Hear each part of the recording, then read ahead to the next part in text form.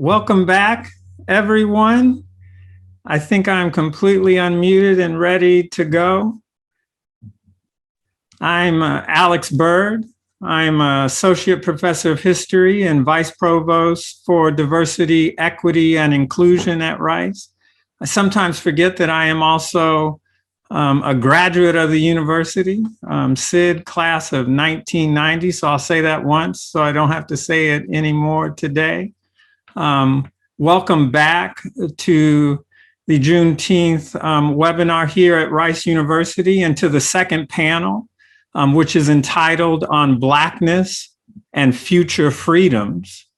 It's a panel focused on the possibilities that lie at the intersection of Blackness and freedom or liberty.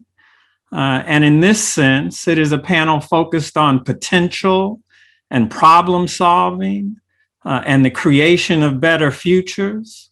But potential, of course, is not always reality, and problem solving assumes the existence of problems. So this set of presentations also encourages us to think carefully and seriously about the nature and kind of impediments that sometimes stand between the Black present and better tomorrows. We will hear today from three remarkable Rice researchers and teachers, and you'll hear from them in the order that I'm about to introduce them presently. Our first presenter will be Dr. Jacqueline Couti, who is the Lawrence H. Favreau Professor of French Studies. Dr. Couti's research and teaching interests delve into the transatlantic and transnational interconnections between cultural productions from continental France and its now former colonies. Her work explores questions of gender, race, sexuality, identity, politics, and nationalism. A central theme of her research is how local knowledge in the colonial and post-colonial eras has shaped the literatures and the cultural awareness of the South in former French colonies through specific representations of sexuality. In addition to her appointment in the Department of Modern and Classical Literatures and Cultures, Dr. Couti is Associate Director of the Center for the Study of Women, Gender, and Sexuality at Rice, and she is also one of the founding faculty of Rice's Center for African and African American Studies. Her presentation today is entitled Black Culture for Sale in the French Atlantic, Negrophilia, Flirting with Negrophobia. And I think I just caught a second meaning of sale when I said it out loud. So thanks for that. Our second presenter is Dr. Brielle Bryan, who is Assistant Professor of Sociology at Rice. Her research examines inequality and barriers to opportunity in the United States, with an emphasis on racial inequities and the role of the criminal justice system. Her current project examines how incarceration and felony conviction shape housing, economic stability, and interaction with the social safety net over the life course. Her work takes us to examining such issues as the impact of felony conviction on housing stability. It helps us examine the formerly incarcerated Americans' access to the social safety net and what their access and or lack of access to that means for them and for all of us. And also the life income trajectory of formerly incarcerated Americans.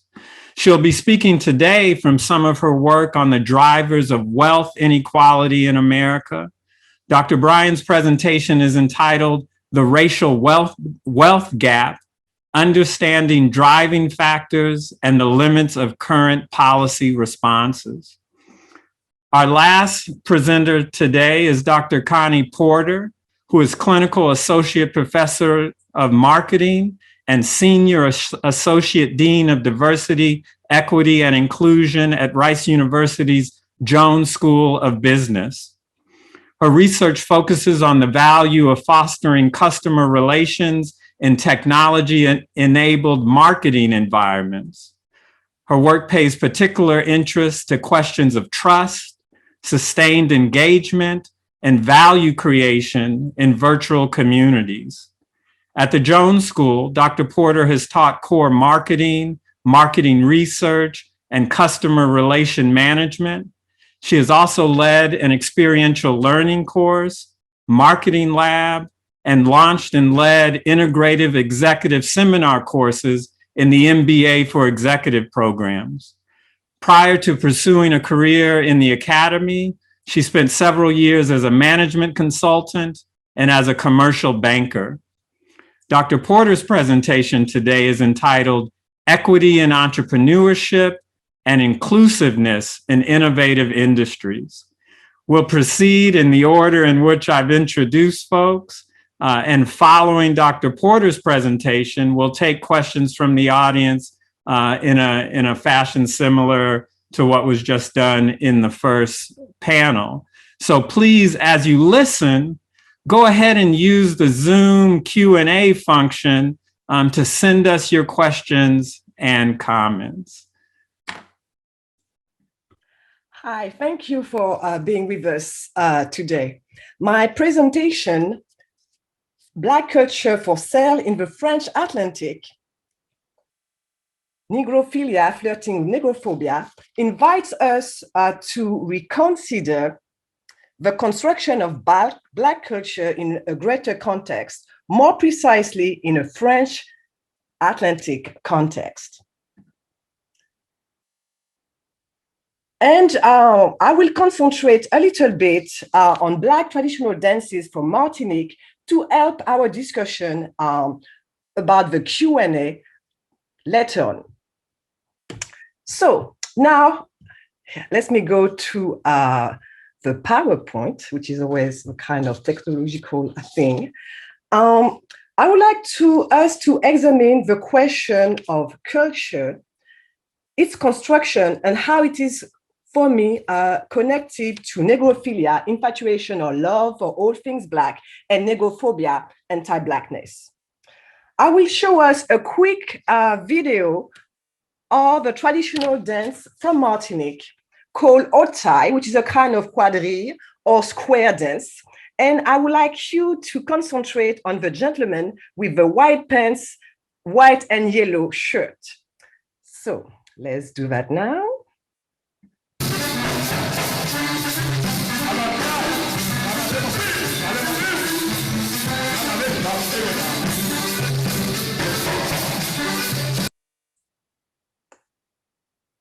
And some more.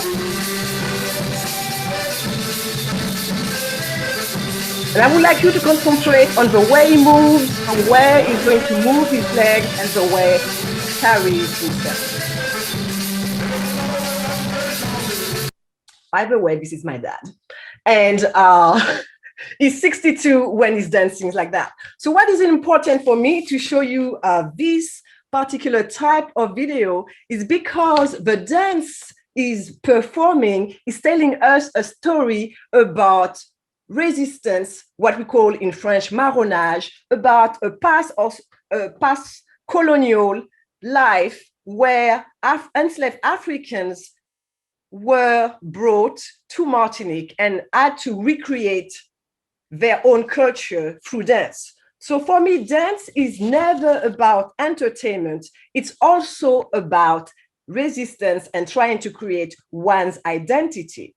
These dances gives us information about the creolization of original African dances, adapted to the Caribbean soul, and the transplantation of some of those activities to France for what they are: site of teaching, creativity, marronnage, and power. And I'm going to move to the next slide. Indeed, during a colonial period, despite restrictive laws, such as the Code Noir or Black Code of 1685, on late Saturdays, Sundays, and even holidays, enslaved Africans danced as soon as they could. They would circle up to play music and dance.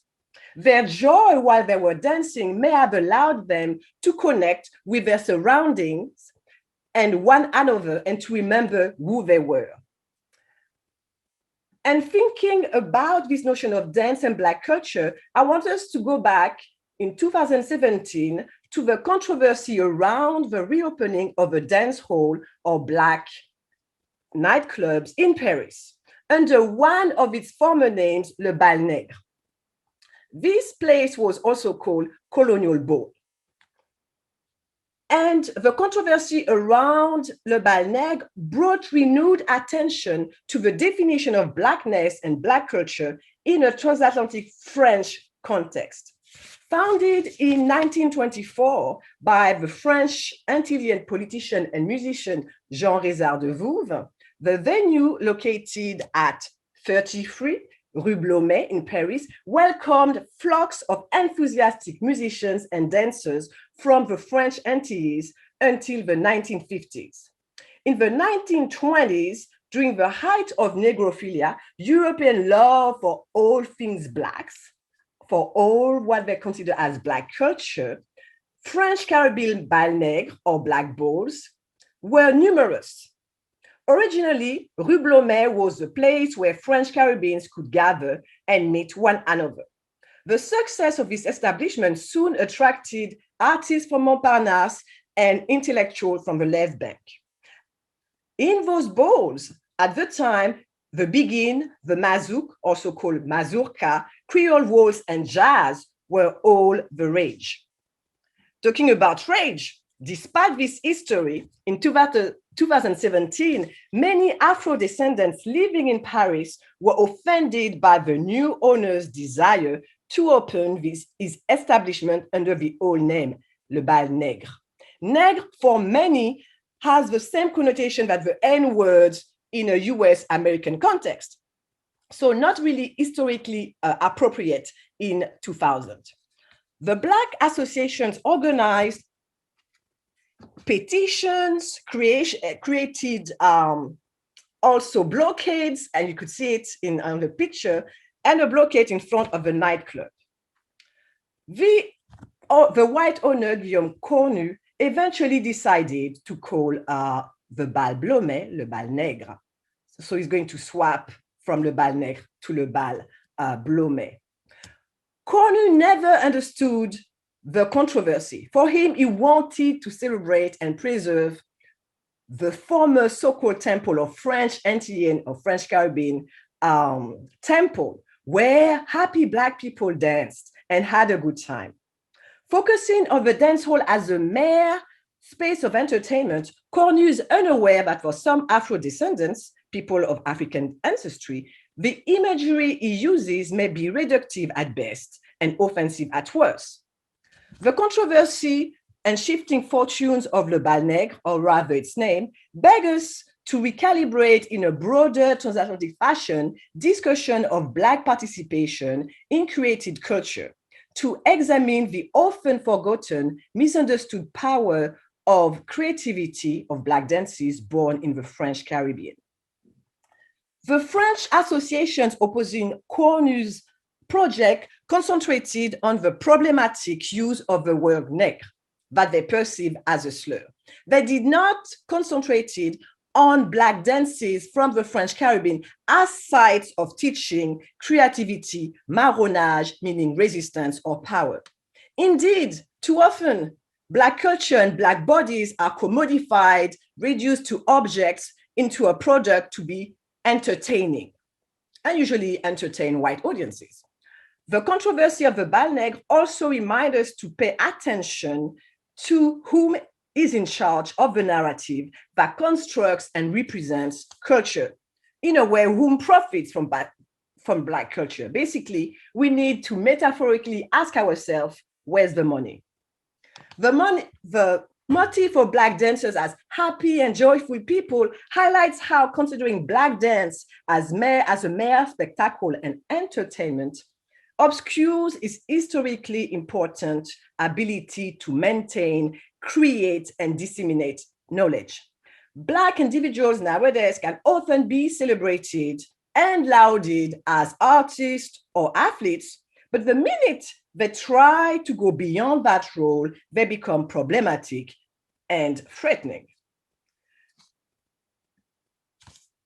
Black dancers from the Caribbean, and particularly their joy and emotion, have been misrepresented in European discourses from the colonial period to nowadays. So you can see a nice paintings showing also how colonists have been the kind of viewers of Black activities and the ones who were representing them via visual culture. Due to colonial propaganda, some French Caribbean individuals even started to look down on these type of practices, as if they were not civilized, proper, or refined. Particularly dancing to the drum was a big no-no.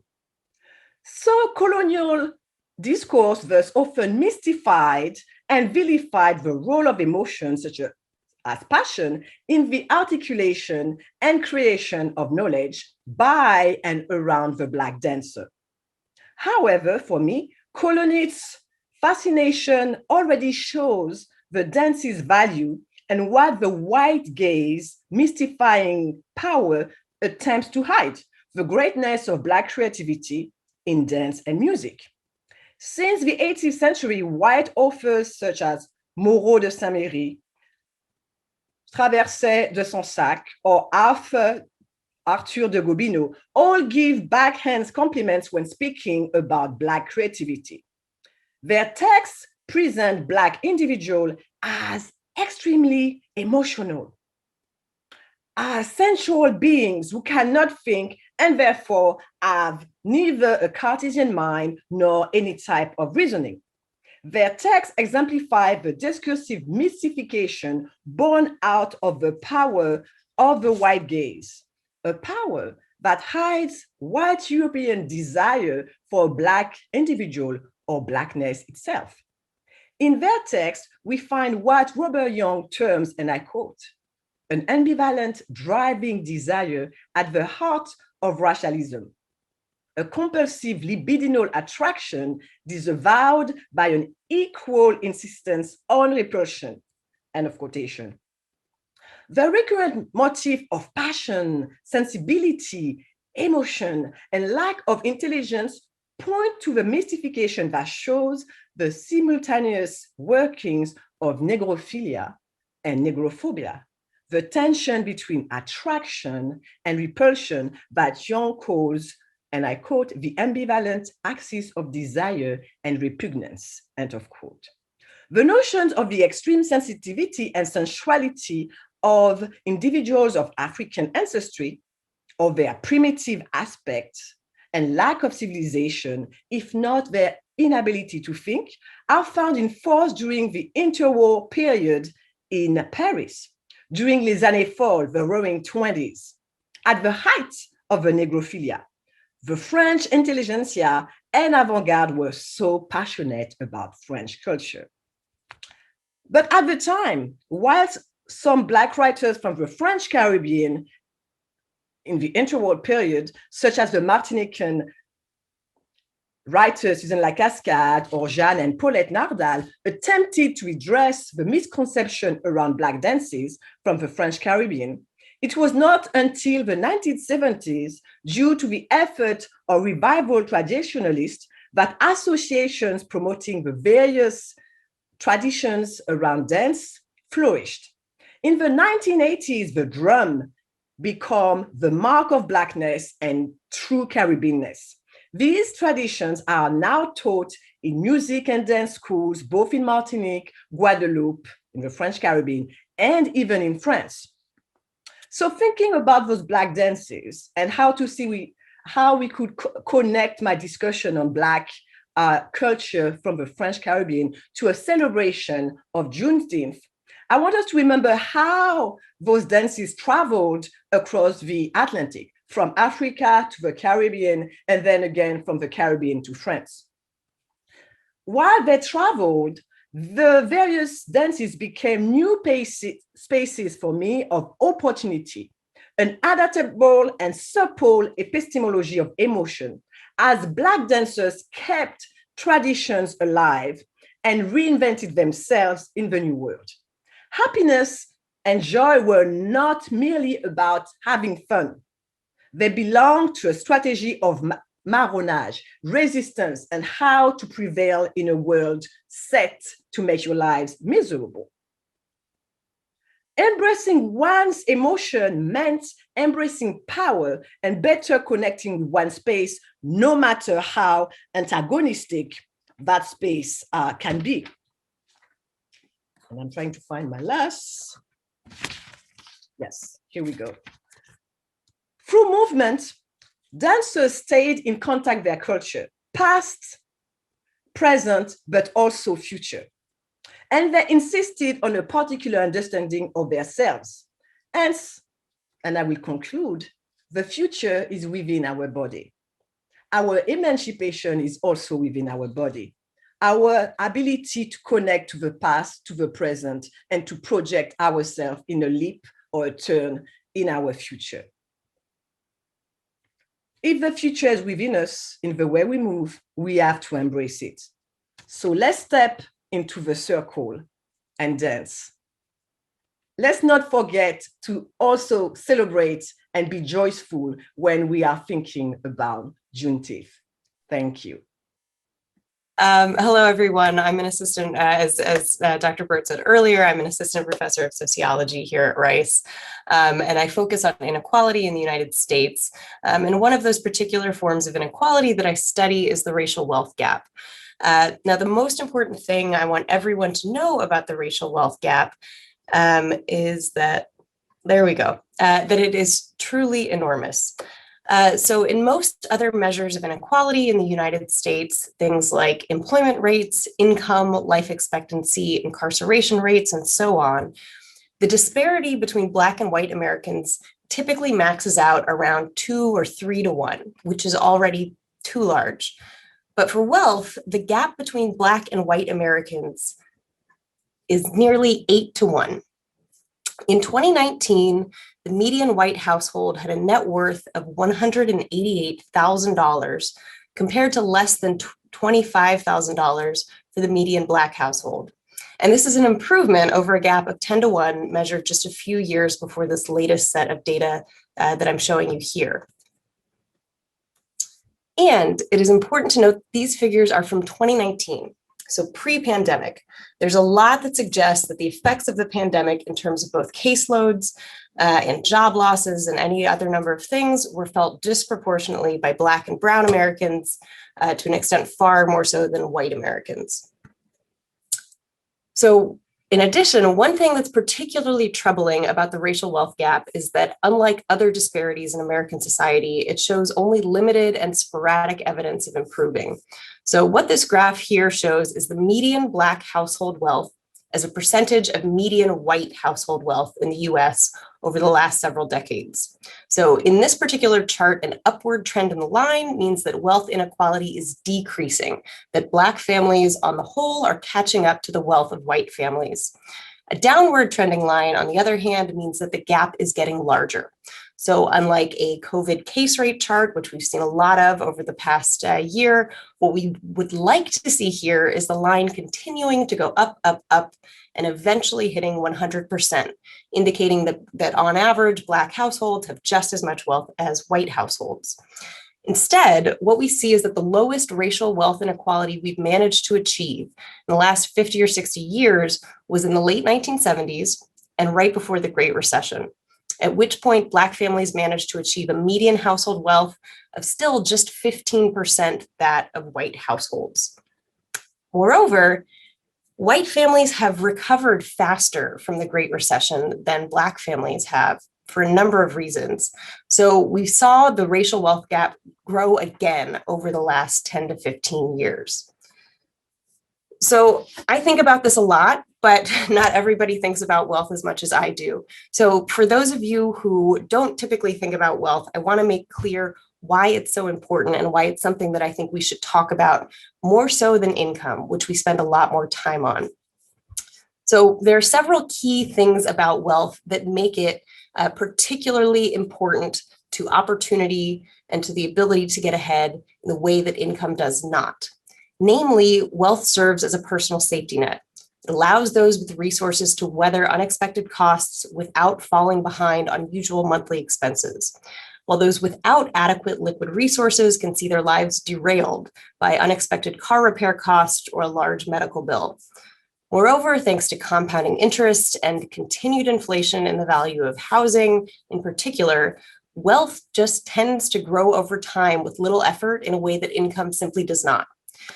And finally, and most importantly, wealth is a resource that is directly transferable across generations in a way that income isn't. And this is where Black Americans have been most disadvantaged by policies that have limited their ability to accrue, grow, and pass down wealth across generations in a way that white families simply have not. So the original sin here is the massive amounts of wealth that American slaves generated for slave owners, who were then able to pass that wealth and those advantages on to future generations. The same dynamic continued to play out in terms of federal policies written to make it harder for Black Americans to take advantage of programs like Social Security or government subsidized mortgage loans throughout the 20th century. But the ability of Black Americans to accrue and pass down wealth has also been repeatedly hampered by targeted attacks on prosperous or even just middle-class Black Americans, as is perhaps best illustrated here in a picture of the Tulsa race massacre, during which more than 1,400 Black-owned homes and businesses in the segregated but still relatively prosperous Greenwood section of Tulsa were burned down, leaving nearly 10,000 residents homeless in the aftermath. So just a couple of weeks ago, on the 100th anniversary of that Tulsa race massacre, the Biden administration announced a suite of policy proposals aimed at narrowing the Black-white wealth gap. These policies focused on three key goals related to homeownership, entrepreneurship, and community reinvestment. First, with regard to homeownership, the administration has pledged to promote equal access to homeownership across races via enhanced enforcement of the Fair Housing Act, which prohibits discrimination on the basis of race, as well as by pledging to go after racial inequality in home appraisals and investing in affordable homes for purchase in high poverty neighborhoods. The administration has also announced its intent to increase federal contracting with minority-owned businesses in hopes of spurring more Black entrepreneurship as a means of generating greater wealth within the Black community. And finally, the administration has announced its intent to invest in improving high poverty communities, which are disproportionately Black in America, for a whole suite of reasons that I will leave for the Q&A if anyone is interested. Now, first, I want to note that this is fantastic. This is a huge step that we have a presidential administration that is directly acknowledging the racial wealth gap and taking steps to try to address it. Their primary focus on housing is not surprising, given that housing makes up the bulk of wealth for the vast majority of American households. And Black homeownership rates have continued to lag well behind white home ownership rates for generations now. So for the last 40 years, Black homeownership rates have hovered between 40 and 50%, whereas white homeownership rates have hovered around 70%, despite numerous attempts at closing this gap. But because of a long legacy of residential segregation and devaluation of Black property in Black neighborhoods, the actual wealth benefits of homeownership are only half as large for Black Americans as for white Americans. So this chart is from a paper I worked on with Alexandra Killewald at Harvard University. And notably, what we found is that for the average white household in the US, every year of homeownership is associated with a gain of roughly $8,000 in additional wealth in their total assets, just by virtue of owning their home for one single year. And that happens year over year. But for the average Black homeowner, each year of homeownership is only associated with about $3,600 gained in overall wealth. So it is a gain, but it is not on the same level by any means as what homeownership means for white families and their ability to increase their asset levels. So homeownership and promoting homeownership is admirable. It is a way to build assets, but it's not going to be able to close the racial wealth gap unless we take additional serious steps to address the barriers that make it harder for Black families to enter into and maintain homeownership, as well as the enduring racial segregation of American neighborhoods that contributes to this big disparity in the value of homeownership.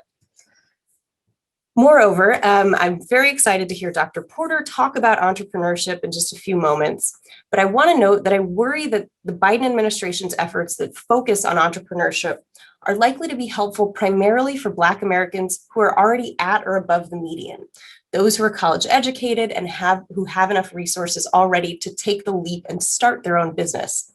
I worry that these policies are not going to be able to do nearly enough to help the huge share of Black American households with total assets of $20,000 or less. It's nearly half of all Black households with assets at that level. Moreover, in another paper working on the racial wealth gap with that same colleague, we found that the biggest contributor to the Black-white wealth gap is not differences in homeownership or education, but differences in social origins.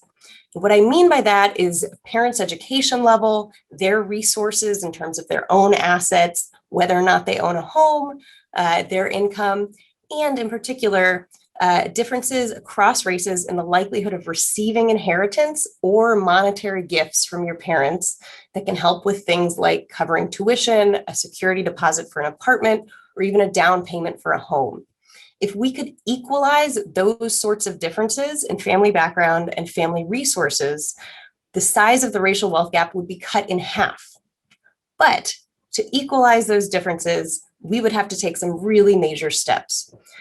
Promoting homeownership and entrepreneurship will absolutely help, but it is not going to be able to undo that huge influence of intergenerational transmission of wealth and advantage. So I've thought a bit about some of the things that I think would help. And so I'm going to briefly talk through these because this is my chance to spout off to everyone here, if not to the administration directly. So what I want to say is that if we really want to tackle the racial wealth gap and close it, we need to focus on more radical policies that will weaken that link between one's social origins and your own ability to get ahead. That means doing things like implementing a wealth tax, which will help reduce the ability of very high asset, primarily white Americans to continue the intergenerational transmission of advantage. But also we could do things like offer baby bonds that can help bring families and individuals with low wealth up closer to the median by ensuring that every child in America has a nest egg by the time they reach young adulthood. And moreover, we need to close gaps in access to high quality education. And perhaps most importantly, we have to talk seriously and directly about reparations. These policies I've listed on this slide would help lessen the wealth gap for sure, but they're all race-neutral policies that would diminish the wealth gap simply because the gap between white and Black Americans is so large already on so many outcomes.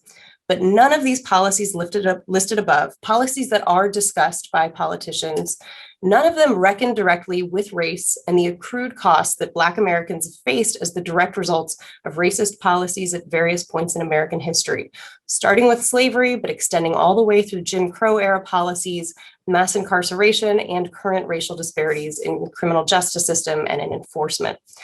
So overwhelming and unlikely as it may sound, I'm not convinced that we can fully close that racial wealth gap without dealing with those issues head on and talking really seriously about reparations.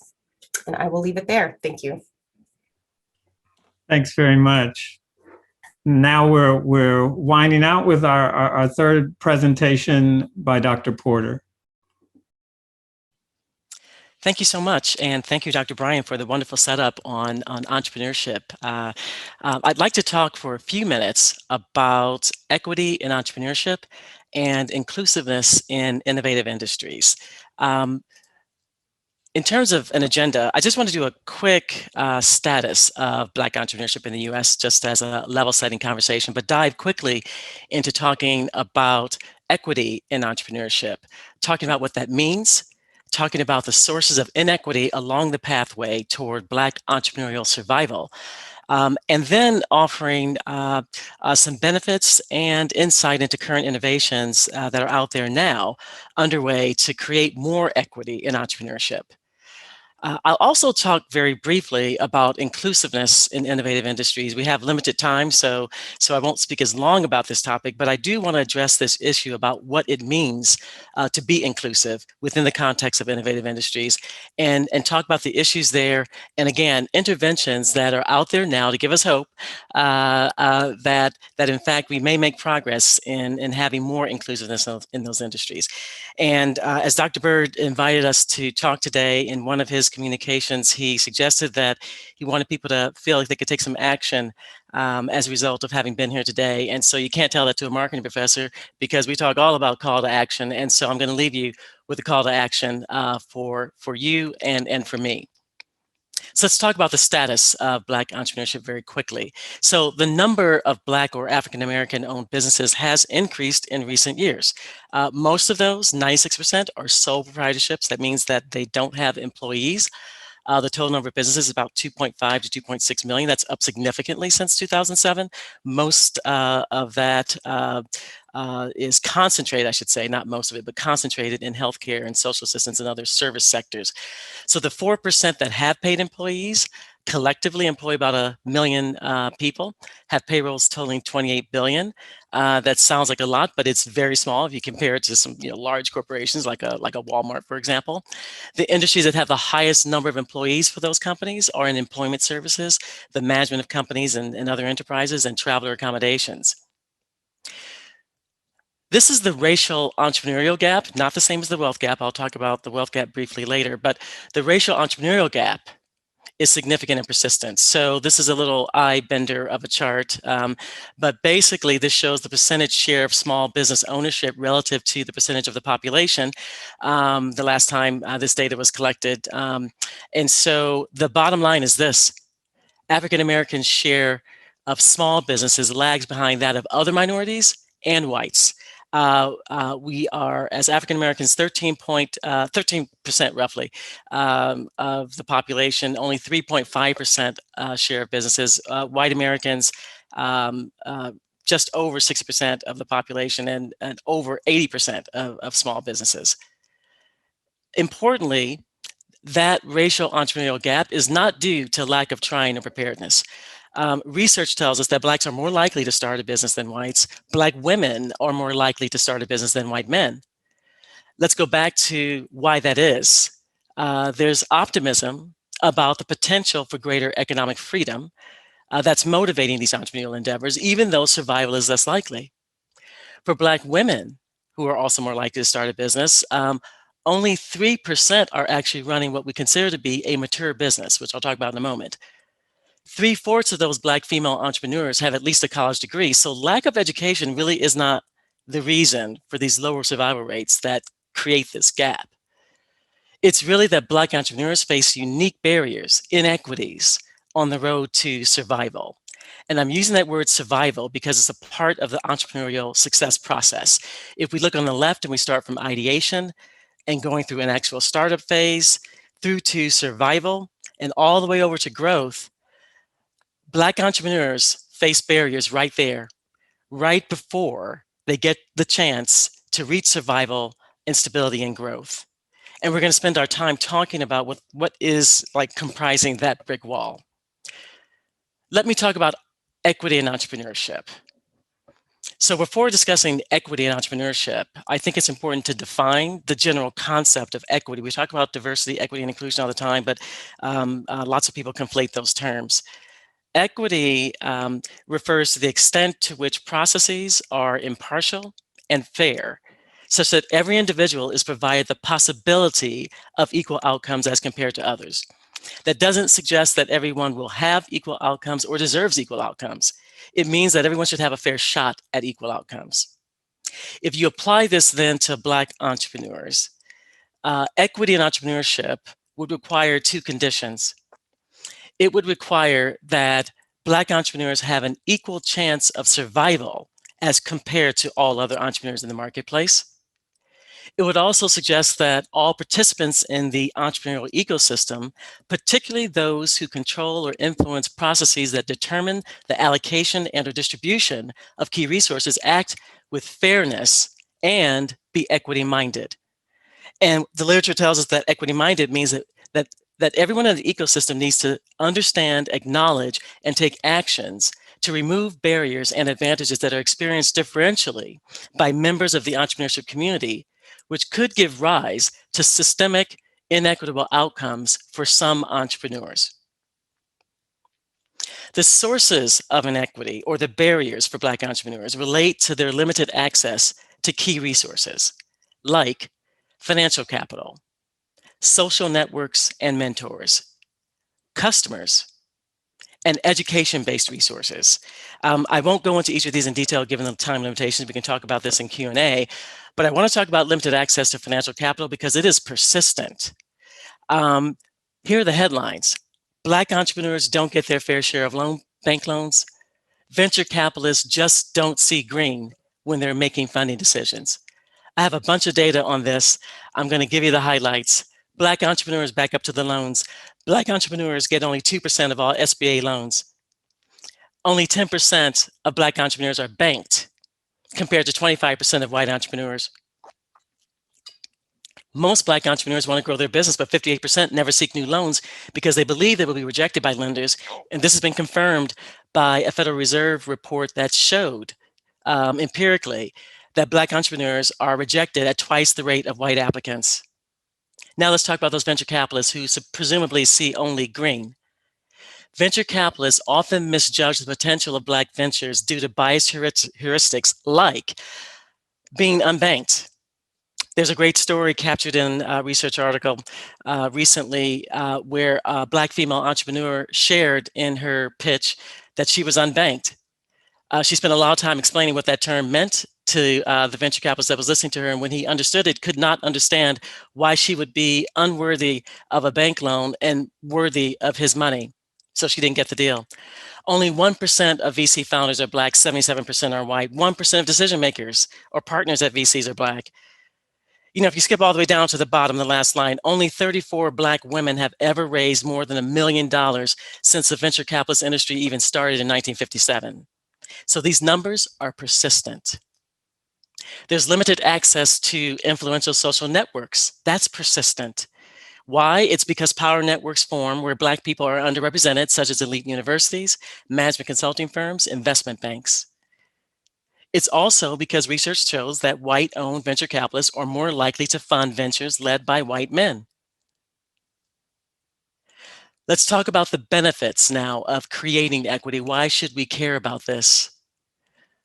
Well, it's because increasing equity on that path to survival for Black entrepreneurs could help, not completely close, but could help to close the racial wealth gap. We know the data tells us that Black entrepreneurs have a greater wealth and upward mobility in comparison to Black workers who are not self-employed. The wealth and upward mobility of Black entrepreneurs who survive and then thrive is equivalent to that of white entrepreneurs. Creating greater equity by removing those barriers along the path of successful Black entrepreneurship also benefits society. For example, Black-owned businesses hire significantly more Black people who tend to have a higher unemployment rate in the US. Look at the chart, the graph on the left. The percent of Black employees hired by Black-owned firms is between 75 to 85%. On the right, the percent of Black employees hired by white-owned firms is only 15 to 32%. The higher end of the ranges is when that firm is actually located in a predominantly Black area. Ultimately, successful Black entrepreneurship is weaved into the fabric of the Juneteenth celebration because it's about survival and it's about freedom, and it's in that order. Let's go back to what Dr. Bryan talked about. She mentioned the Tulsa race massacre. We often think about what happened in Greenwood as being a celebration of Black entrepreneurship, and it was, but it was first about survival. Black Wall Street was a necessity. We were blocked from participating fully in the economy of the white community. This is in the words of the descendants of Greenwood today. But it was also about freedom. Yet, although 62% of Blacks were not entrepreneurs in Greenwood, many served as domestic workers. The residents of Greenwood enjoyed being masters of their own fate, where everyone had an opportunity and your skin color didn't limit opportunity. That, in fact, is what we mean by equity. Let me talk a little bit about current interventions beyond what is going on with the current administration, which Dr. Bryan talked about. Black entrepreneurs have innovated to help themselves bypass barriers and create greater equity in entrepreneurship. So, for example, Black entrepreneurs are leveraging technology to crowdsource and crowdfund financial capital. The drivers of the racial wealth gap tend to limit pre-seed and seed money that Black entrepreneurs can get from Black friends and family. So look up the 10K project, look at what they're doing to try to close this gap, this barrier in terms of financial capital. Black entrepreneurs are leveraging social networks to tap into social capital that gives rise to influential mentorship and peer relationships. You have to look up Black Girls Ventures. I love what this organization is doing for young Black girls who become young Black women who become great Black female entrepreneurs. Creating and accepting cryptocurrency to complete transactions, bypassing third-party intermediaries, credit card transaction costs, lowering transaction processing time. Coin is a Black female entrepreneur who said, I actually don't need Bitcoin. We can do this for ourselves, and gave birth to Coin. Some large corporations like Goldman Sachs are taking bold steps. Some of you have probably read about in terms of creating more equity in entrepreneurship. They have the 1 Million Black Women Initiative. They've dedicated $10 billion in direct investment capital. A lot of that is going to Black female entrepreneurs. And finally, we have advocates in the Black community who are mobilizing firms to take collective action to increase equity in entrepreneurship. A creative director, Aurora James, challenged firms to go beyond statements of 2020 about supporting the Black community and said, look, we're calling on major retailers to pledge 15% of their shelf space to Black-owned businesses. Many have signed on. 1 year later, many are reporting that it's not just good to do, it's good business for them, and it's good business for the entrepreneurs with whom they are engaging. I'm going to talk just a bit. Don't get the hook out, Dr. Bird. I'm closing in. Inclusiveness in innovative industries. Diversity without inclusion is a story of missed opportunities. Inclusion refers to the extent to which an individual has a sense of belongingness when participating, getting rewarded, developing, and engaging fully as their true self in the workplace. Managerial efforts to foster inclusiveness enable organizations to leverage diversity as a business advantage. Without inclusion, there is often a diversity backlash. Having said this, many firms and innovative industries are missing opportunities by falling short on both diversity, which is compositional related to the population, and inclusion. Tech firms are disproportionately white, Asian, and male in the US, especially in leadership positions. You know these companies. I won't go through all of that data, but this is persistent. Getting hired from prestigious schools doesn't hold much weight. So says a young Black male from Yale, worked at Goldman Sachs, challenges this notion that he's all set, saying that concerning retention and inclusion is way more nuanced than you went to a great school and so you're all set. Enhancing inclusiveness in innovative industries requires managerial intentionality about competency building, because innovation occurs at the intersection of conflicting ideas, experiences, and challenges, but without intentionality about competency building, the outcomes of diversity could be harmful to a company culture. Focusing on the human side of innovation, leaders learn to use a set of behaviors that unlock a company's innovative potential. And those behaviors look a lot like these: leading and governing inclusively, encouraging authenticity, facilitating and networking and visibility for underrepresented minorities, and clarifying their career paths. Interventions are underway that reflect this intentionality. HP has made clear that they have inclusive recruitment. They're casting a wider net to open tech jobs to top talent minorities from non-traditional Ivy League schools. A young Black female, Nigerian female living in Great Britain, decided she was going to put together a Black talent network because she got tired of hearing how we just can't find Black talent. She's working now with Google, Facebook, Adobe, Airbnb. Here's the call to action, and then I'm closing. I'm calling on you, I'm calling on myself to be more intentional about elevating equity and inclusion. That means you could do something like take your own 15% pledge to elevate equity and entrepreneurship. You could go beyond Blackout Tuesday. Create your own sustained impact with 15% of your own expenditures throughout the year. Or how about if you own or control resources at this school or elsewhere, increase by 15% your organization's budget allocation to Black suppliers, and don't overlook professional business service providers because their value is often overlooked. How about taking a playbook from HP and casting a wider net when you're seeking employees, or for that matter, we're in an institution of higher education, when you're seeking students from diverse populations? Challenge your assumptions about where talent can be found. And finally, remember, it's in the title embedded in today's events, emancipation is a process, and we can each do our own part to help move that process forward.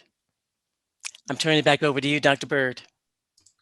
Thanks, Dr. Porter, and thanks everyone in this second panel, which has been exciting. Uh-oh, did I freeze? I thought I froze for a minute. I'm sorry. Which has been exciting, educational, provocative, and I want to encourage the folks out in the audience to send their questions out to the Q&A, and we'll start to get to them. I'm going to start with a question of my own to get us going. Professor Couti, one of the things that you ask of us is to ask the question of who profits from Black culture, and you've also raised the place of good and narrow criticism within this question, and raise the problem of seeing, how people missee Black culture, and so what one of the things I'm interested in is I wonder if you can speak to the interaction between good criticism and bad criticism on Black dance. What is the interaction between folks who aren't seeing the larger politics of Black dance and therefore are seeing it more narrowly?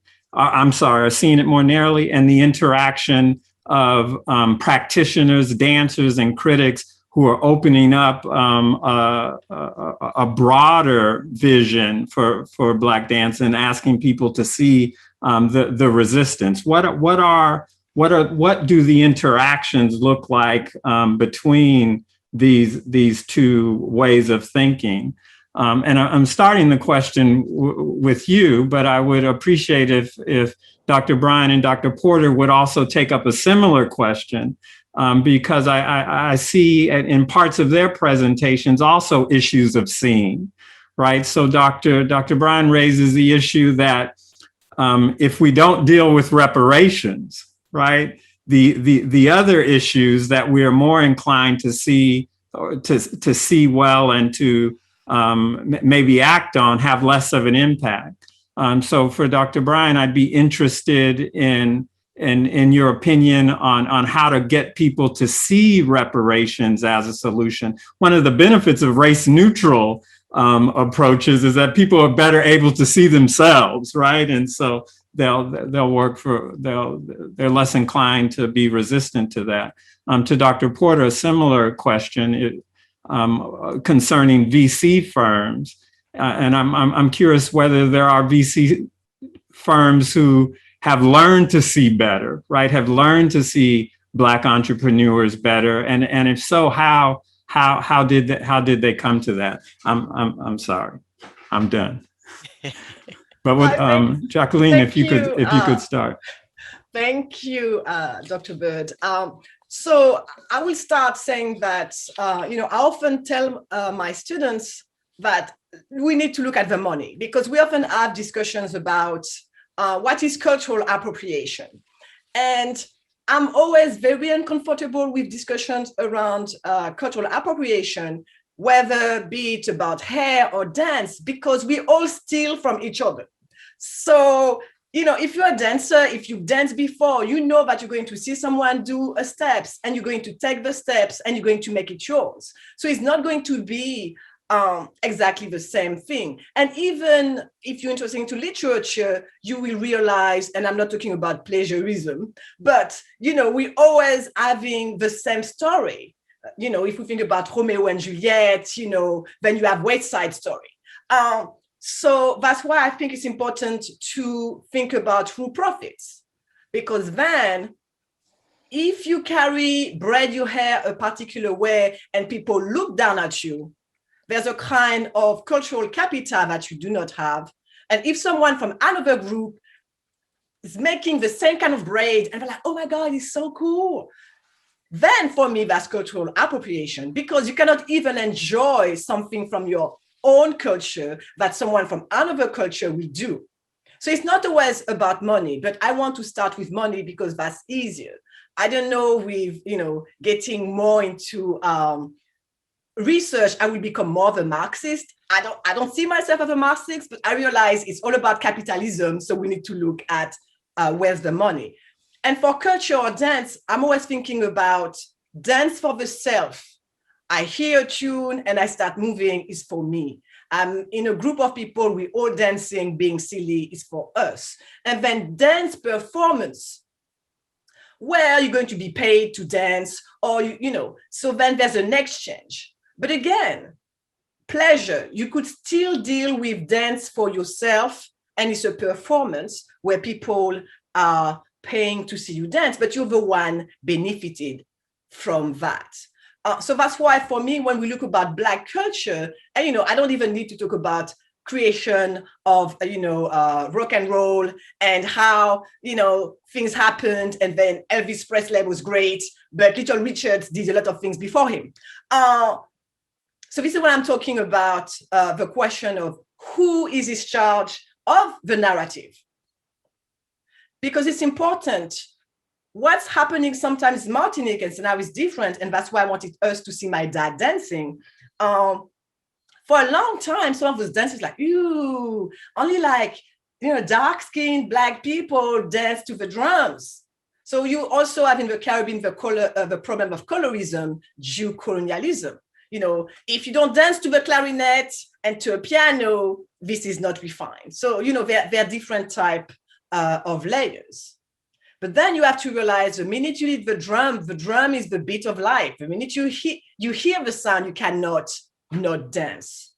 So then you need to think about your connection, not only to the dance from the old traditions and why you may hate a particular dance. I'm thinking about what Danny Perdue was saying at the beginning when she was like, hey, I'm just going to embrace myself.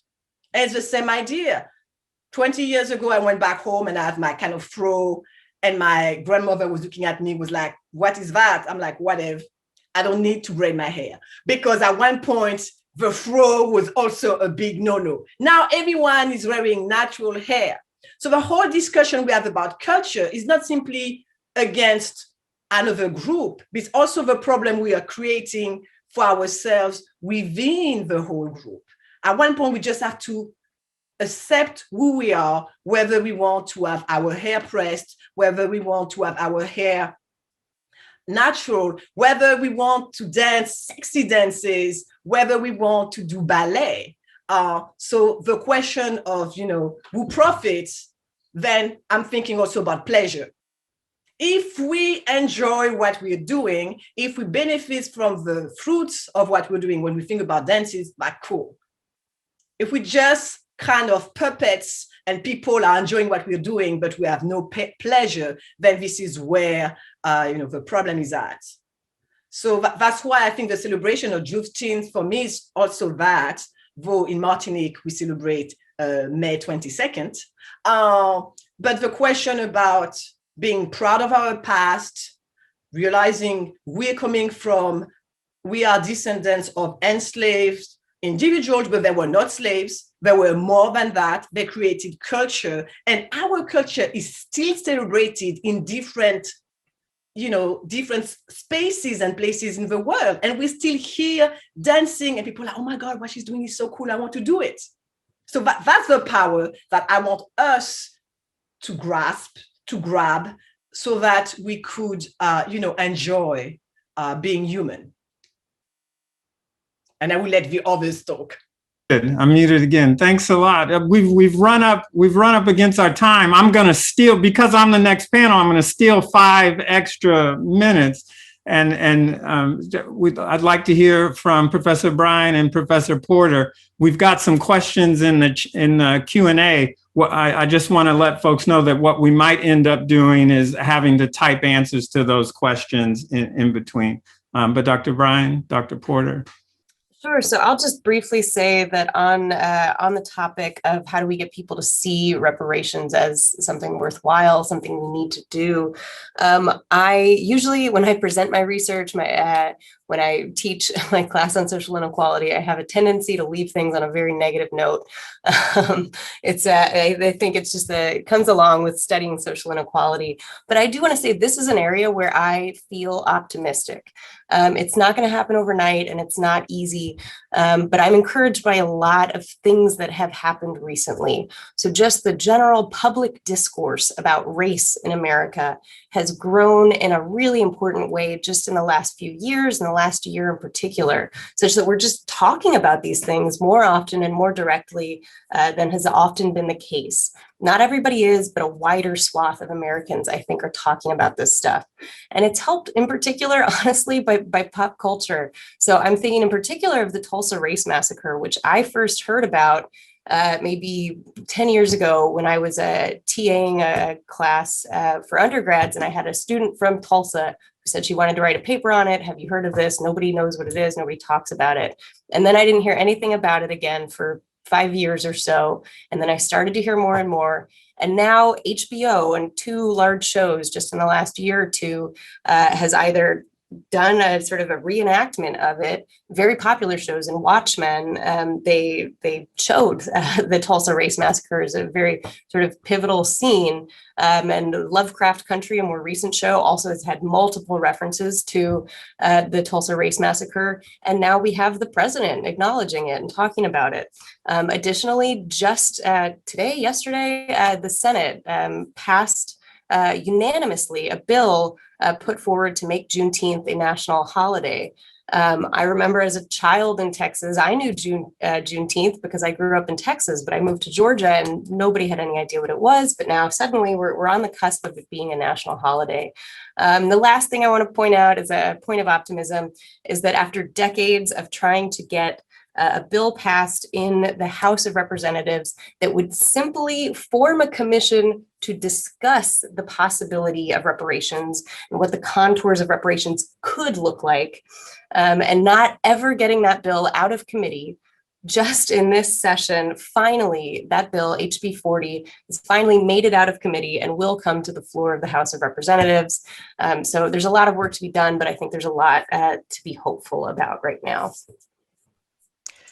And I will try to be quick, but of course you just asked a big question there, Dr. Bird. So let me just quickly jump in generally and then very specifically about what you asked about venture capital firms.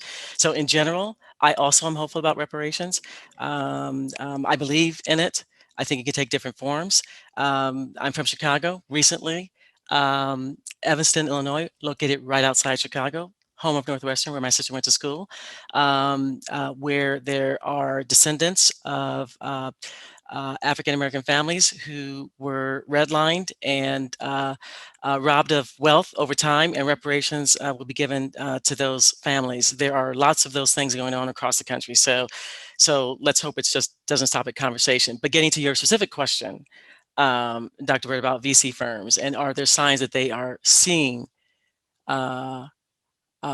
race and doing something about the barriers that I talked about. So what I will say is this. In fact, one of my recent graduates, alumni of Rice Business, communicated with me on LinkedIn recently, who happens to be a growing force in the venture capital world herself, said, you know, we're seeing more term sheets with terms about diversity goals, right, in the industry, and that's a good thing. And that is true, and I've confirmed that with some other folks I know in the industry. The reality is that those are non-binding at this moment for the most part. The intention, as has been acknowledged by some in the VC world, is to start the conversation at least, because the VC world is way behind. Those stats are pretty darn depressing, actually, on the slide that I didn't spend that much time on.